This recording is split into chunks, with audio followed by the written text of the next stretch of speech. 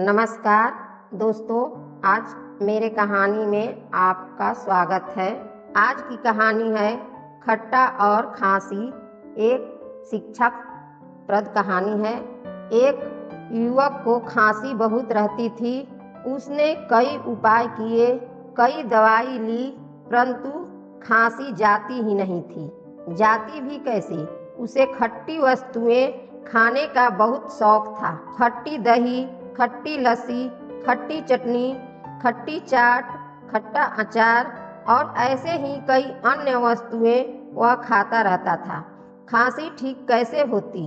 एक वैद्य के पास गया और बोला, वैद्य जी, मुझे बहुत खांसी रहती है, क्या आप मेरा इलाज कर देंगे? वैद्य जी बहुत अनुभवी थे। खांसी ठीक करना तो उनके लिए चुटकियों का काम था। वैद्य जी बोले, हाँ बेटा, तुम बैठो, मैं अभी दवाई लेकर आता हूँ। लेकिन यदि वैद्य जी अनुभवी थे तो वह मरीज भी कोई कम अनुभव का नहीं था, वह भी बहुत ज़्यादा ही अनुभवी था।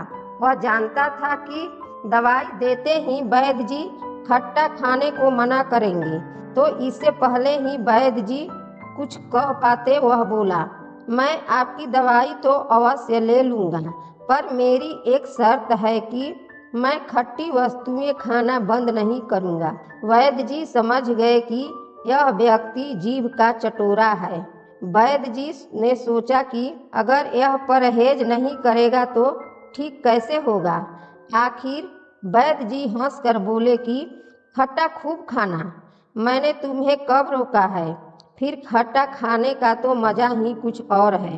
अगर खांसी हो और खट्टा खाए तब तो लाभ ही लाभ है, इसमें नुकसान ही क्या है।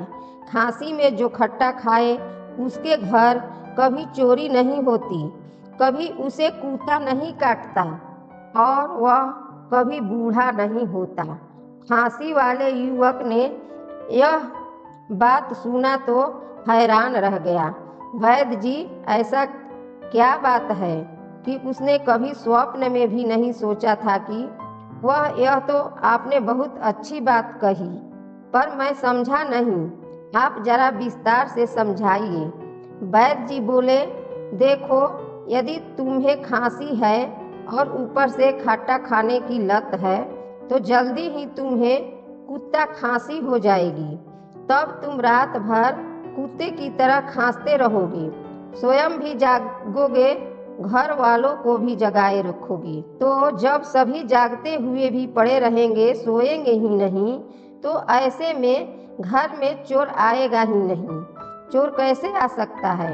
और लगातार खांसते खांसते जब तुम्हारा शरीर बहुत कमजोर हो जाएगा, हाथ पांव कांपने लगेंगे, तब तुमसे बिना लाठी के चला ही नहीं जाएगा।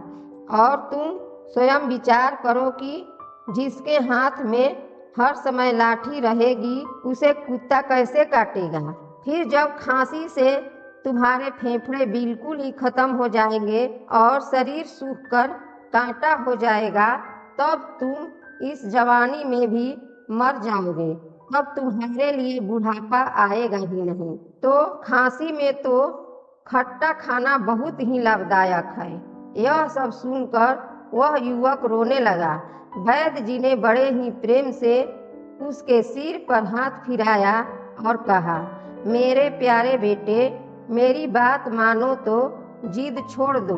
कुछ ही दिनों की बात है, जब तक खांसी पूरी तरह से ठीक ना हो जाए तब तक पूर्ण परहेज रखना ही चाहिए। फिर तो जैसा सामान्यतः सभी खाते हैं तुम भी खा लेना, बस मात्रा का ध्यान रखना, तब तुम्हें कोई परेशानी नहीं होगी। यही हाल हम सबका भी है।